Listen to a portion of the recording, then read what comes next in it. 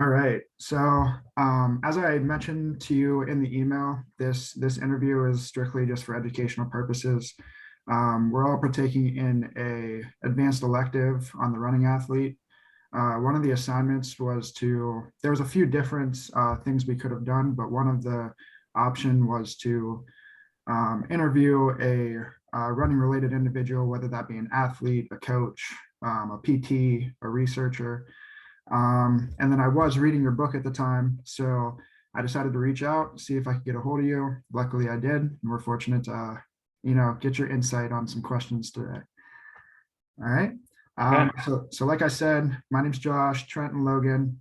Um, I don't think any of us would really consider ourselves runners by any means, but we are all in physical therapy school, and we're all interested in treating the running athlete whenever we get into our clinical practice and things like that. So we're definitely lucky to have you here today. We look forward to doing this interview. Okay. All right. So I guess just to start off, if you want to give us a little introduction of yourself and a brief description of how you developed in your career path and where you are today.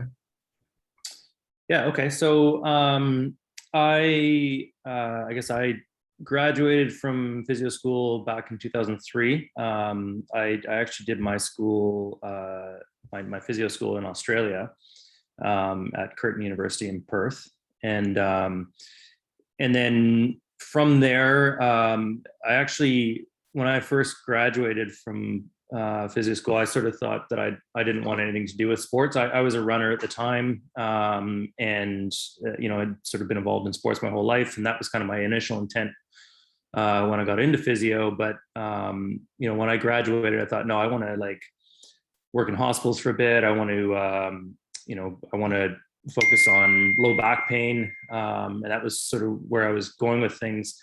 But then I got back to Canada, and it took about 6 months to get my registration in Canada because I'd done my schooling abroad, and through my connections, I was able to kind of start working with the local soccer team here, which is the Vancouver Whitecaps,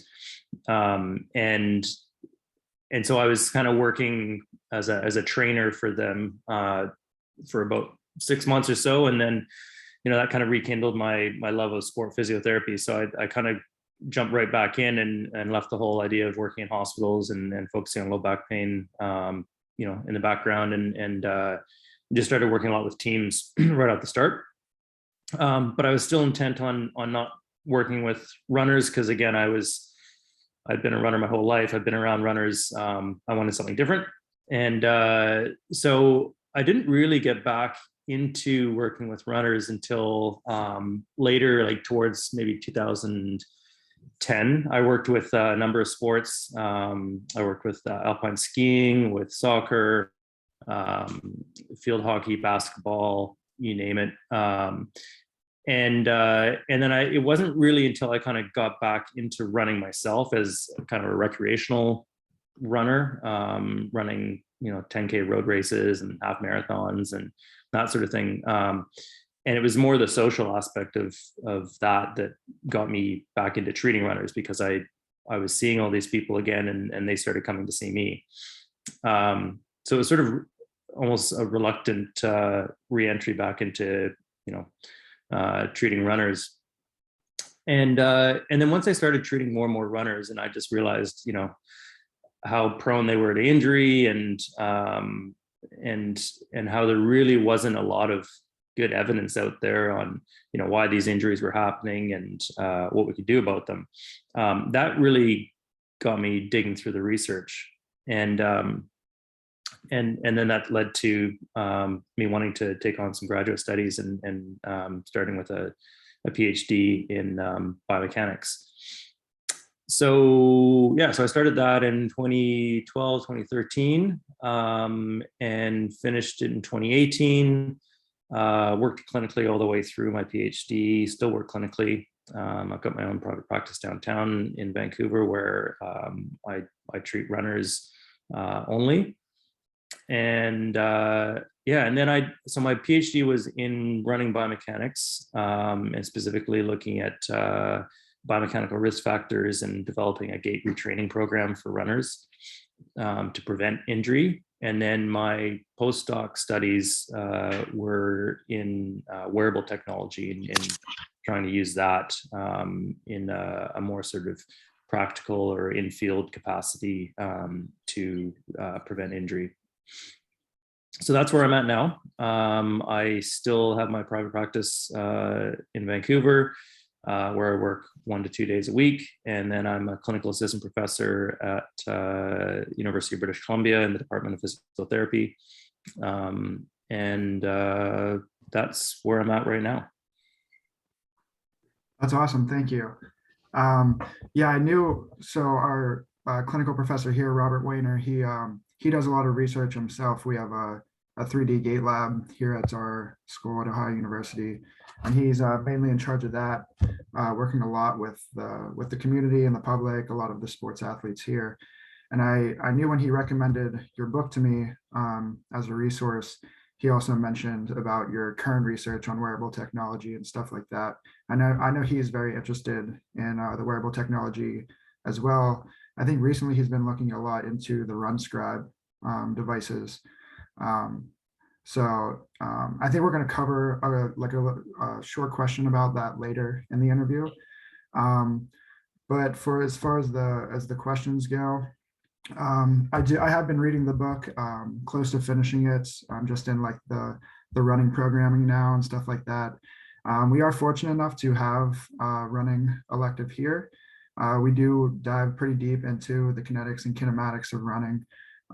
So when I was reading it, everything made pretty clear sense to me, because I do think it's an excellent resource for not only clinicians that are well versed in the running world, but even clinicians that aren't, don't have a lot of experience in the running, and learning about running and running athletes. And I also think it's a very good resource for even a recreational runner that wants to learn more about running related injuries and how to prevent them, and get them on the path to preventing those injuries.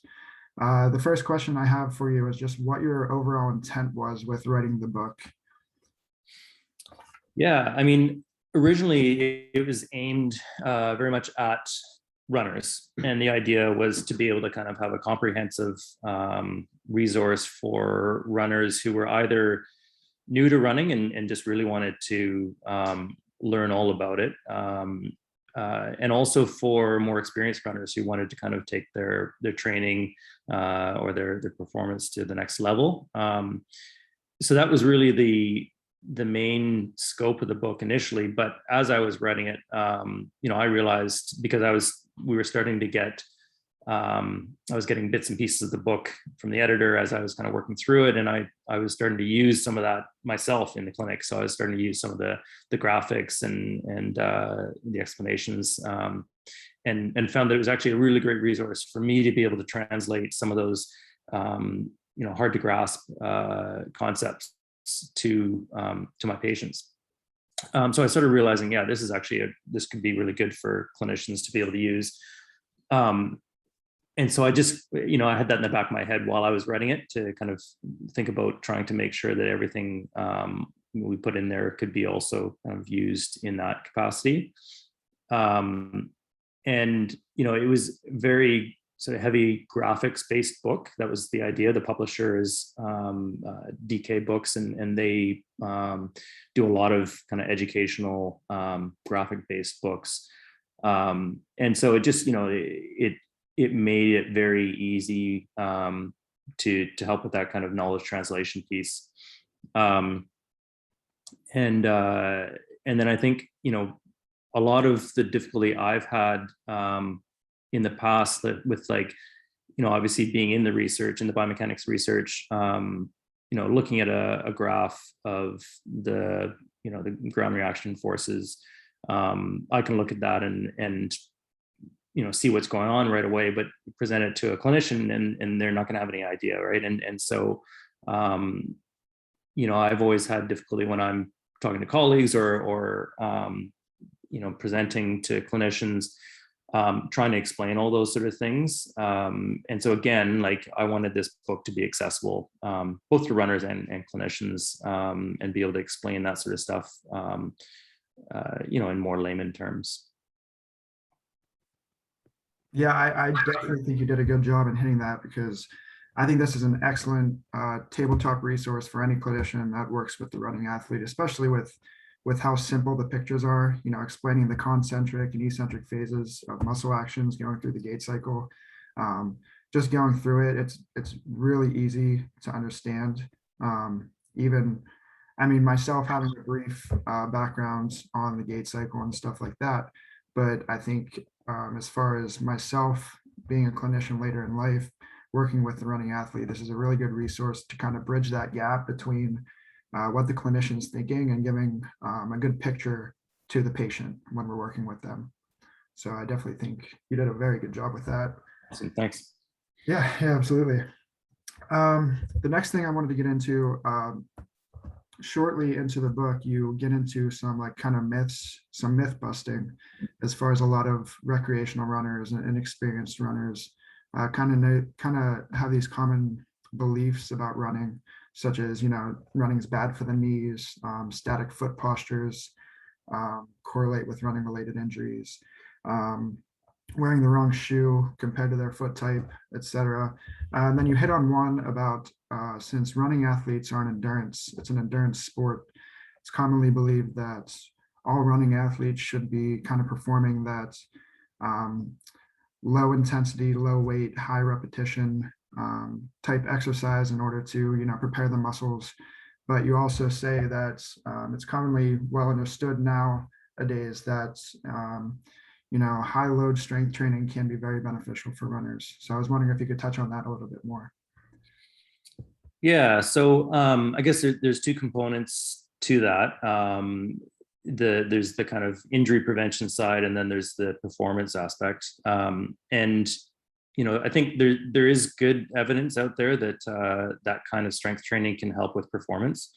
And I think a lot of that is through increasing tendon stiffness, for instance, and so that can then in turn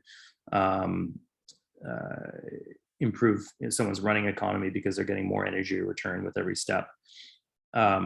And so that's one side of it. And then the other side is, trying to build this capacity to be able to tolerate these repetitive loads and not break down. And so that's the injury prevention side of it, which doesn't have as strong backing in the literature at this point. I think, clinically, clinicians can kind of get behind that and understand that that makes sense, that it should help reduce injury, but we're not really there yet in the research. As far as doing the high rep, low resistance, like that's something that runners have always sort of done because they thought, well, running is high rep, low resistance, so that's what I should be doing in the gym. But in reality, because running is high rep, low resistance, you should be doing the opposite in the gym, right? You're already getting lots of that on your run. And so trying to offer a different stimulus is really important. And so, I explain that to patients, and, that often can sort of, a little light bulb goes off in their head when they hear that. They go, okay, yeah, that makes sense. But, by nature, runners really don't like spending time in the gym. They'd always much rather be out, on a run. And, runners have this kind of appetite for mileage. They want to do, they want to try and hit certain numbers through the week. And any time that they're spending doing strength exercise, the first thing they're thinking of is, well, that's time away from running, where I could be getting an extra, 10 miles in this week instead of spending that time in the gym. And so it is a challenge sometimes to convince runners of the benefit of it. But I find that the real carrot is usually trying to push the performance aspect of it, which is where most of the evidence is anyway. And explain to them that, this kind of training can actually make you faster. And that usually is, for most people, that's more of a motivator than the injury prevention. They can kind of see the upside and the more immediate benefits of it that way.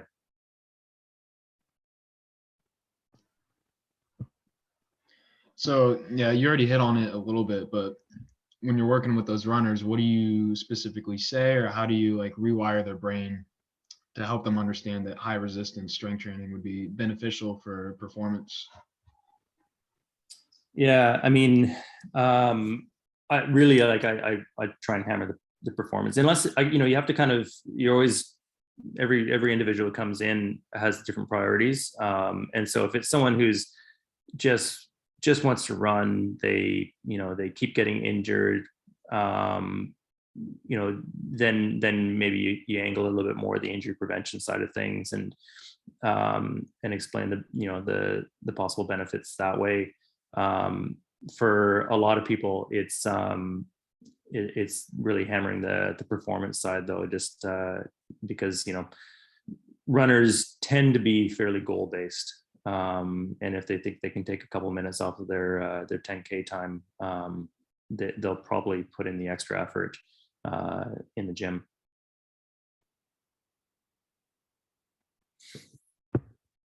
Yeah, that's very well put. A lot of runners go out every day trying to break their PR from yesterday. So, and they don't understand the need to build the capacity in those tissues to withstand that load of repetitive running, and the ground reaction forces and the percentage of body weight that they have to withstand throughout each gait cycle. So I wanted to talk about another topic, moving on from the strengthening aspect. You talk a little bit about using different terrains when returning to run, or the importance of running on a softer terrain or varying terrains that can kind of change the ground reaction forces and the loading patterns. I wanted to ask you how this specifically can be beneficial to runners that are prone to overuse injuries. Yeah, so I think what separates running from a lot of endurance exercise is the impact, right? So hitting the ground every step. It's different than swimming or cycling, where you don't have those same impact forces. And so when people are getting back into running, whether it's after injury or if they're just new to running, and building up their volume, I do recommend that they start on softer surfaces, and so there's two components to that, I guess. One is, it's not necessarily easier on softer surfaces. In fact, in some ways it's harder, and it requires more muscle forces, but it can feel easier on your body, in terms of the overall impact on your body. And so, people, when they start back, the main kind of reported symptoms of getting back into running are just this feeling of aching, whether it's in the knees or the hips or the back, or and it's really just due to that impact. And so that can be kind of eased from running on softer surface, I find. And then, softer surfaces like trails often can be more variable, right? So you can have little rocks or roots, a little bit more undulating terrain, and there's strength benefits to that. So you can kind of build up strength by doing all that.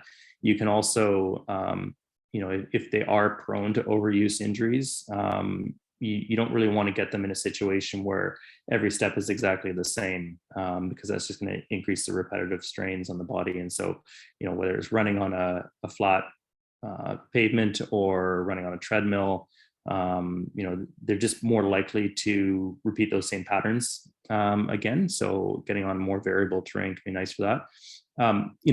Typically, like in the past, at the competitive level, runners would do cross country in the fall, so like sort of August through till December, or into the winter, they'd be doing cross country, a lot of training on trails, soft surfaces. And then they'd switch over to track, and they'd start their, their speed training and building up more specificity for the track in the spring and race through the summer. And that kind of pattern is actually really great on the body. It gives you a break from the demands of each of those, and works in some periodization into your training.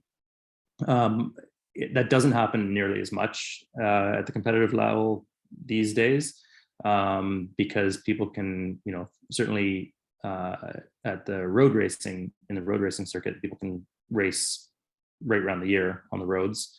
And so they're often kind of just chasing the next race. But I try and get people to think about that and think about trying to have a, not necessarily an off season, but a different season where they challenge their body in a different way. And that's often, doing something on the trails or on softer surfaces. Yeah, that's definitely understandable as well. I think you mentioned in your book that although it has a bunch of benefits, trail running does, compared to, flat ground. You mentioned doing that periodization where you want to switch it up a little bit. You did mention that you sacrifice running efficiency and running economy during those times as well. So that could possibly be kind of looked down upon those athletes that are, just trying to beat their mileage and beat their PR. Yeah, you don't necessarily sacrifice it, but it's harder to run, your even splits on undulating variable terrain, right? As opposed to on a consistent surface. And so, you can't be a slave to the watch. One of the biggest benefits I find is actually, you kind of have to let go of those splits, those sort of key pace targets, and focus on how your body feels in the moment, and learning to be able to perceive your actual effort in those situations at different paces, as opposed to relying on what your watch is telling you. Yeah, that definitely makes sense. Thanks for clearing that up. Trent, do you want to go ahead with the next one? Yeah, for sure. So thanks again for coming on today. Really, really appreciate that.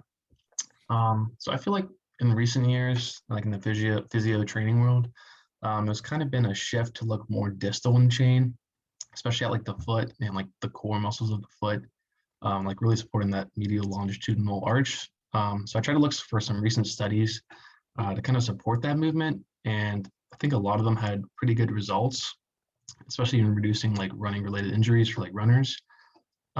So like obviously the whole chain is important, but can you kind of touch on your opinion on like the importance of like strengthening the foot and that sort of thing, and like maybe like some of like your go-to exercises for strengthening the foot?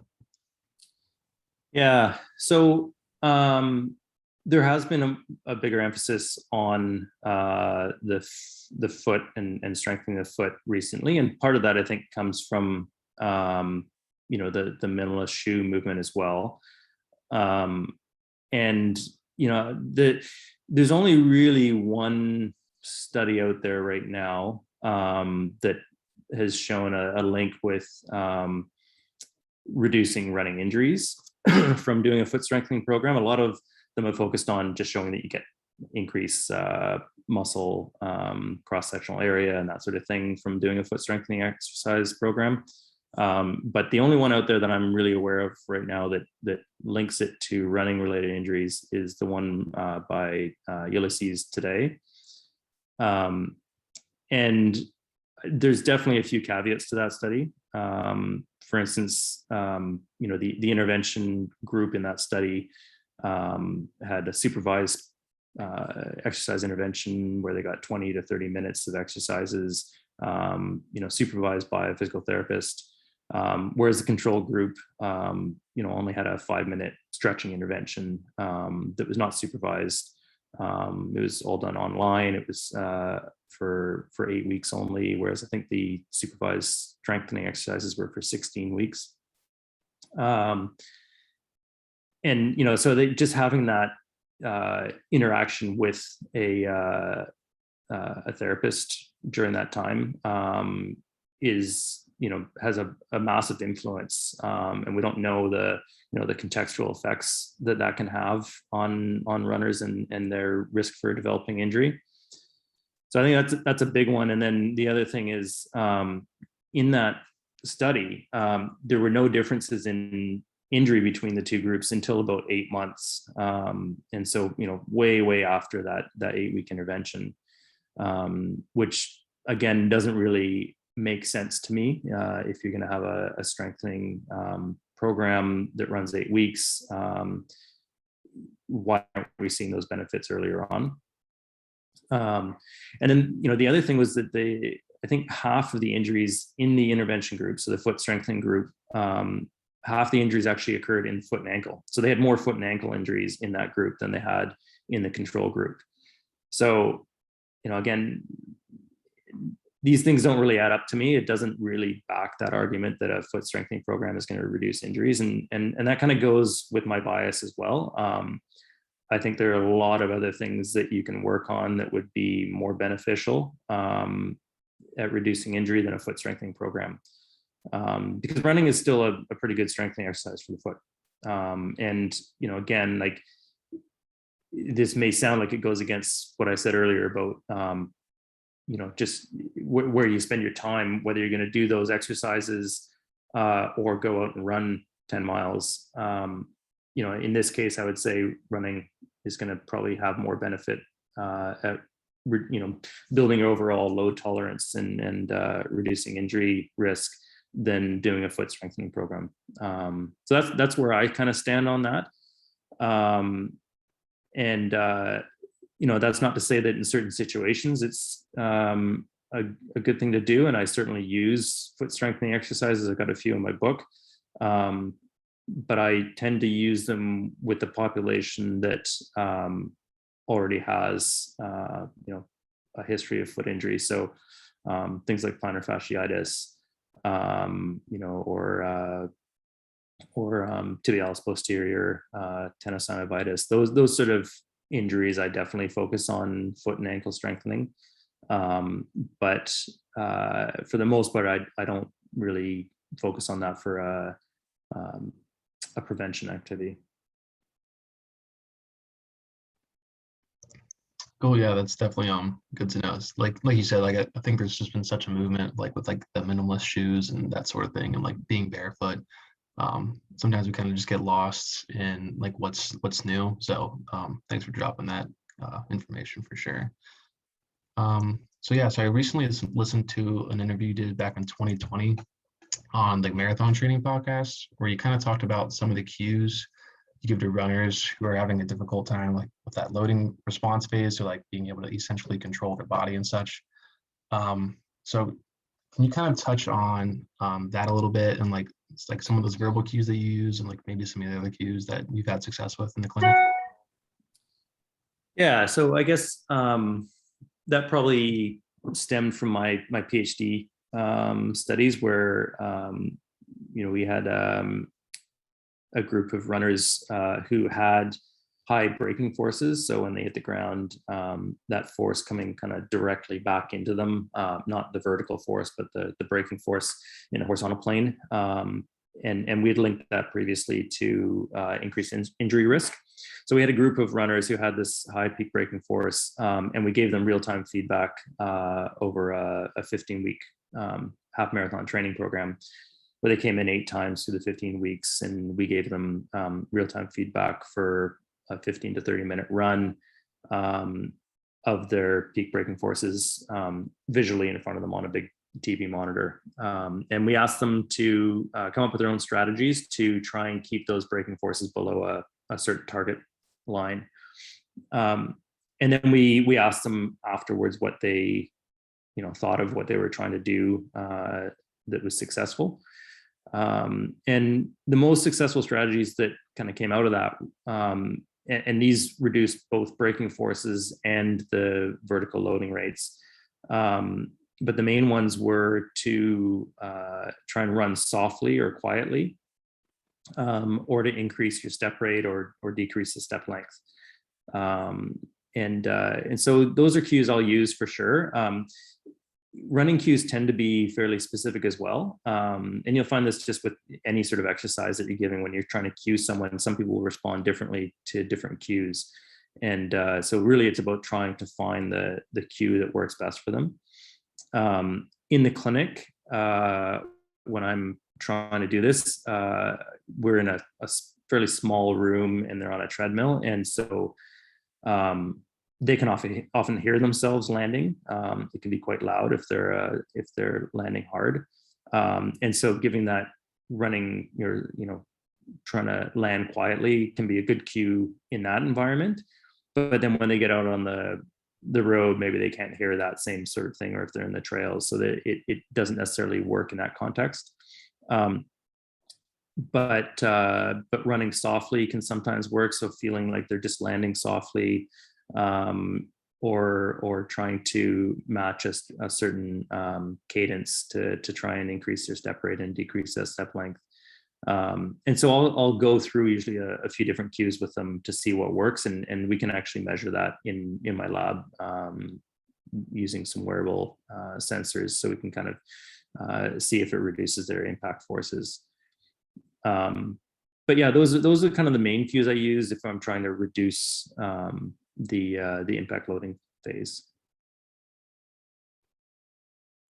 Awesome, thanks. So you kind of touched on it a little bit already, but I think also in that podcast, you mentioned a study where they found that whether a runner was experienced or like a novice, they were generally ran like 5 to 10% higher than their optimal cadence. So I thought that was really interesting, and how you like implemented that metronome, like with the faded frequency and such like that. So can you kind of touch on like some of your cues for cadence and that sort of thing? Yeah. So I believe the study you're talking about was they kind of took recreational runners and elite runners, and they looked at this was looking at running economy, and so they found that their optimal cadence was 5 to 10% higher step frequency than what they were currently running at, and it was actually a little bit higher in the recreational group versus the elite group. The elite group was closer to their optimal cadence, but still, when they did the measurements, they found that they could also increase their cadence and be more optimal in their running economy. But that 5 to 10% also matches a lot of the other studies that are out there in terms of sort of recommendations based on injury prevention, or treating injuries. So, that's usually what I recommend to people. We try and aim for somewhere in that 5 to 10%. And of course, it depends on what they're already at. If they're already at a fairly high cadence, you're not necessarily trying to push them through their ceiling. You want to try and, that may not be the best option for them in that case. But for the most part, I find people who run with a lower cadence, so anything sort of below 170 can respond quite well to 170 steps per minute, can respond quite well to increasing their cadence. And so, typically what I'll do is I'll recommend using a metronome.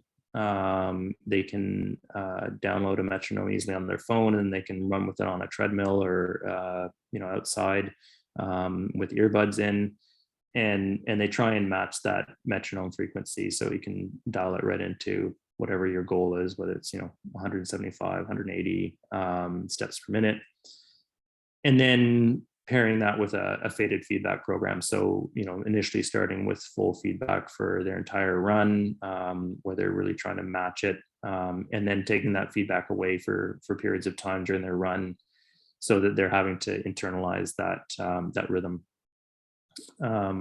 And there's a really nice study by Chris Brahma in the UK, where he showed it was a group of runners who had patellofemoral pain, and they came in just for one visit, and were given a target step frequency, and then they went out and basically self-monitored that for a month afterwards. And that study showed that they were able to maintain that increased step frequency, and that it reduced their pain, and they were able to run for longer distances at the follow-up periods as well. So that was a nice study that kind of showed it can be fairly simple, and it doesn't have to be, there's kind of a classic lab-based intervention where they come in for 8 visits over 2 weeks and you kind of slowly fade it away, which I think works well in a research environment.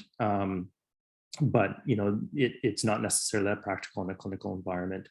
And so, you may not need that sort of intense period to try and retrain it. And so you can let people kind of do it on their own a lot outside with the metronome. Nice. Kind of just to follow up on that, how often do you think like you would see benefits? Like how many times a week would you recommend someone to like use that metronome so they can kind of get not just benefits in the short term, but like long lasting benefits where they kind of carry that over down the road? Obviously that's the goal, to kind of just yeah that's a good question, because it really depends on the person and what their running routine is like. If it's someone who just goes out and runs 4 days a week, all kind of the same easy running pace, that's going to be very different than someone who's maybe training in a more structured program and has a couple interval workouts in a week and maybe a really long run on the weekend. For that kind of person, I'm not going to get them to focus too much on increasing their cadence in their workouts, or it's going to be more on those kind of easy recovery run days that I'll get them to focus on it. And then you'll get carryover to workouts, but workouts they're probably going to be running at a higher step frequency anyway. But if their pain is something that tends to come on more with fatigue, and we think that maybe they're dropping their step frequency as they fatigue at the end of a workout or at the end of a long run, then I will get them to focus on it in those periods and see if we can reduce their symptoms. So, but then if there's someone who's just kind of running easy all the time, I'll get them to kind of focus on it for maybe 2-3 runs a week. Some people really like it and they just want to do it every run, but it's probably not necessary to focus on it for every single run through the week.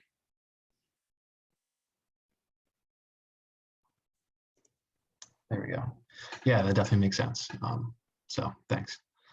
So I think like the one nice thing about like being a student nowadays is there's so much information and things that we can like use to keep us up to date. So like whether that's an article or, I mean, there's so many pages just on Instagram or Twitter that have like pretty good content. But I think a problem that I have is there's so much out there that it's hard to sift through everything, and everyone claims to be an expert and they have the secret ingredient to fix everything. And I'm sure that you've kind of ran into that too. So can you kind of like guide, if you were to like guide just like some of us, like what are some like the places that you like to look at, like journals, articles, any sort of thing? And if like if you have any kind of socials that you want to promote from us, you can at least get 12 more followers from our class. So yeah, I mean, I agree that it's nice to have access to all that, but it can be very overwhelming, especially early on in your career or during your studies. And I can't imagine, trying to really sift through all of that, early on, because as you say, there are a lot of self-professed gurus out there. And sometimes it can be obvious and you can kind of see through it quickly, and then other times not so much, right? And some of these people have huge followers and lots of people sort of backing them, and they've kind of built their brand in a way that makes what they promote seem fairly competent. So I guess that sort of guru-based education is actually one of my biggest pet peeves, and it's something I've fought against quite a bit. Both, I was on the board of Sport Physiotherapy Canada for 4 years, and worked to really try and increase the availability of evidence-based education in Canada during that period. And now I'm on the board of the International Federation of Sport Physical Therapists. And same thing, trying to really promote evidence-based education and being able to kind of make it a little bit more obvious for people to kind of decipher what's evidence-based and what's not. I think something like the BJSM approved badge, I don't know if you guys are familiar with that. That's something that the British Journal of Sports Medicine has done for conferences, to be able to kind of like put a stamp of approval on the educational content of these conferences. We actually wrote an editorial about a year or so ago that was based on a survey we did among clinicians to kind of see where they got their kind of most practice changing education from. The stuff that they learned that they applied in their clinic, and it was overwhelmingly from private courses, and private courses are kind of like the Wild West, and anyone can put on a private course and share their special ingredient, right? So in that editorial we wrote, we kind of suggested that some form of regulation would be a good idea for these private courses, just so that the consumer, the clinician, has some sort of guidance on what's evidence-based and what's not. But of course we got slammed on social media for suggesting that by a lot of those private course gurus and their followers. So it was quite a heated discussion for a while. And it really comes down to, I guess, who's regulating it, right? So, and we've kind of talked about different possibilities, whether it's the physio associations. So, in the US would be the American Academy of Physical Therapists, or their kind of specialization groups. But that's a burden for those organizations that are largely volunteer-based. We've talked about whether what we suggested in that article was maybe that journals could do it, because they already have a group of peer reviewers accessible who know the content and could review it. There was some traction with that, but then a lot of the same sort of private course instructors argued that was then going to not allow them to teach some of their content. So it's difficult, and certainly on social media, there's a lot of people out there who have very strong opinions, and they get following from sort of taking that polarized approach. I would just say that anyone who has a really extreme or polarized view, you should be aware of to start with, because often what they're trying to do is just try and get conversation started, and that in itself increases their following.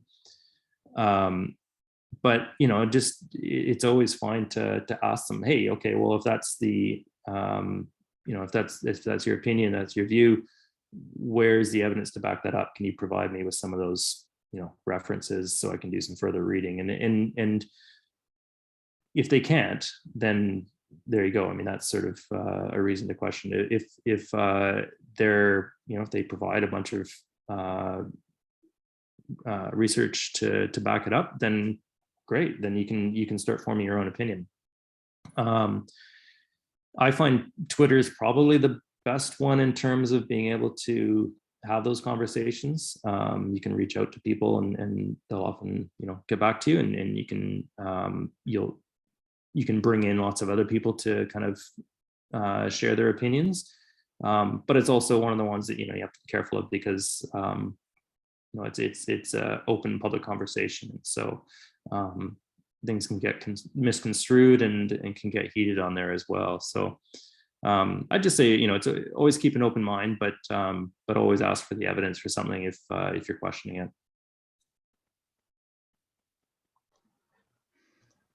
All right, so obviously you've had a very impressive career. you've worked with a lot of different athletes, teams, runners.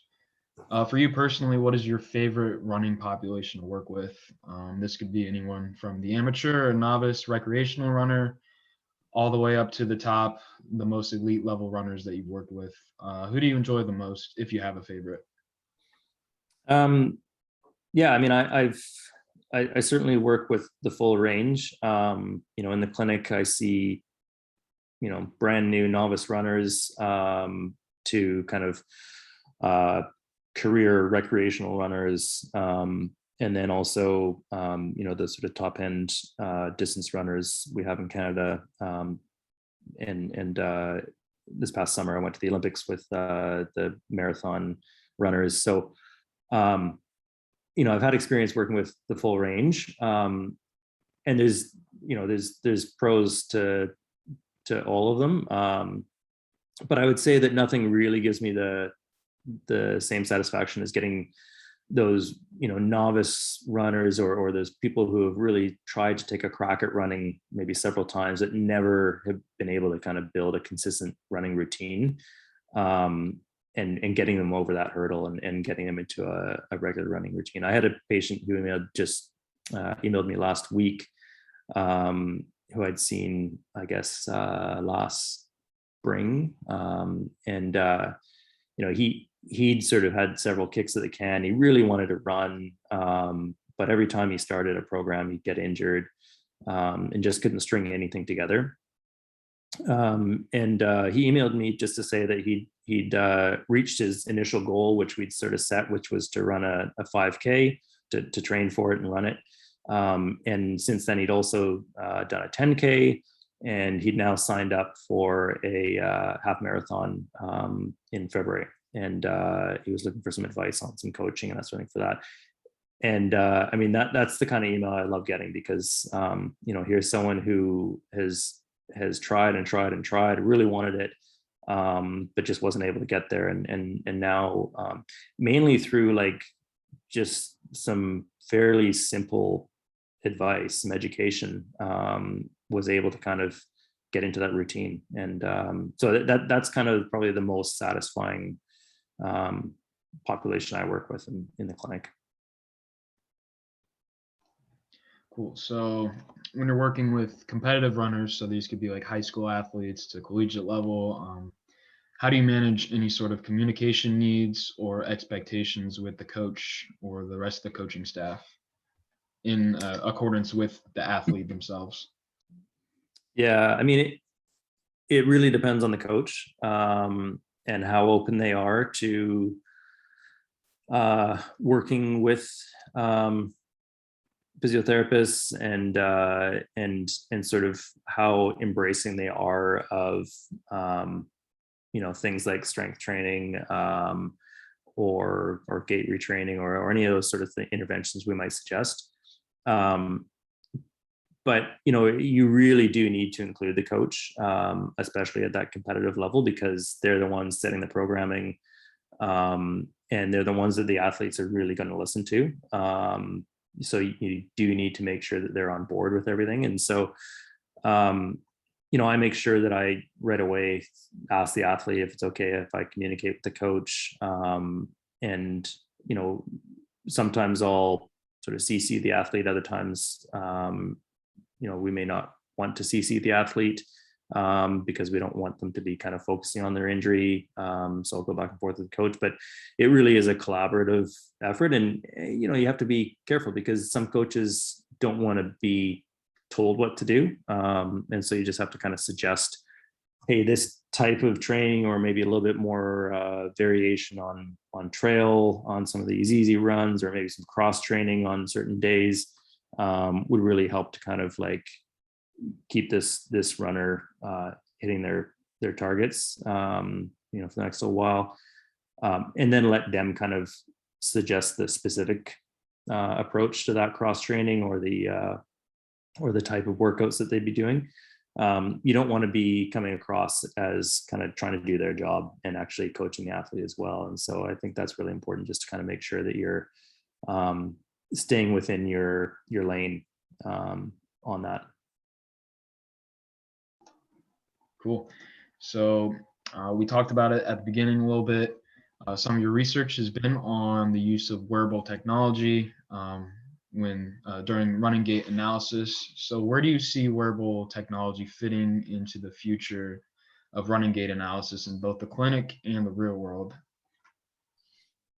Yeah, I mean, I think there's lots of potential for wearable technology. It's becoming more and more accessible. More and more runners are using it already, whether it's just some of the metrics you get off of your watch, or if it's using IMUs, on the shoe or the waistband, that sort of thing. So I think we're going to see a lot more in terms of monitoring training loads, but it's also not going to fix everything. And I think it's important to kind of I don't think it's a fad. I think it's here to stay, but I think it's also, just like when minimalist shoes came in 2009, and people thought that was going to stop the injury rates, or drastically bring injury rates down in running. It didn't. It just kind of changed where the injuries were for a while. I think we have to be careful about putting too much stock in wearables. There's really endless data that you can get from them, and there's a lot of red herrings, so there's a lot more to kind of sift through to find out what those important metrics are. And I think there's a lot of research going on in that right now, and my lab's doing a lot of that right now as well, to try and figure out what is important. But it's also important to know that, you mentioned the RunScribe sensors, for instance. We did a study using those sensors, and as hardware, they're fantastic, and the app is also fantastic, really user friendly for runners. But we found a very just a change in location on where you put it in your shoe, or how well it was fixated to your shoelaces. Whether you kind of tied it down tightly so it wouldn't move as much, or if it was a little bit looser and jiggle around, make a huge difference in the signal you got. And if you put it on sort of the lower part of your laces versus the upper part of your laces, that also made a big difference in terms of the signal you get. So very simple things like that can make a big difference. And when you're leaving that in the hands of the consumer, the runner, it's really hard to control those things. So, I think there's a lot of potential. I'm working with an IMU that's embedded in an insole right now. So the nice thing about that is it's kind of always in the same place in the shoe. It's very well fixed in there. It's not moving around or jiggling. It's right kind of where the foot hits the ground, or the foot interacts with the shoe in the ground. So you're getting kind of a clean signal that way. So there's a lot of benefits to that as well. But some of the other cons to it are just the ability to charge it, the differences you get from wearing different shoes. So there's a lot of things to think about with it, but I think there is a lot of potential. And I think as we kind of refine it, we'll start to see some of the the most important metrics kind of filter through. And we may find that it comes back to really simple things like number of steps, which you don't need a lot to be able to figure that out. You don't need a fancy IMU to do that. You can get it just from your running watch. Yeah, that's very good information. I know we definitely enjoyed asking you all these questions. I think that's all that we have. Unfortunately, our professor Robert, he couldn't get into the meeting today. He was in class, so he was occupied. But I know he wanted me to send you his thanks for getting together with us, and I know he's very into your research. As soon as I told him that we had an interview with you, I had an email of 8 articles by yourself as references. So I know he was thankful that we got you on here, and Awesome. really appreciate you taking time out of your day to talk with us and give us some information that we can pass back to our class for sure. Right. Well, I hope it was helpful for you. Yeah, it definitely was. I'm gonna end the recording and then we can just finish up here. Sure.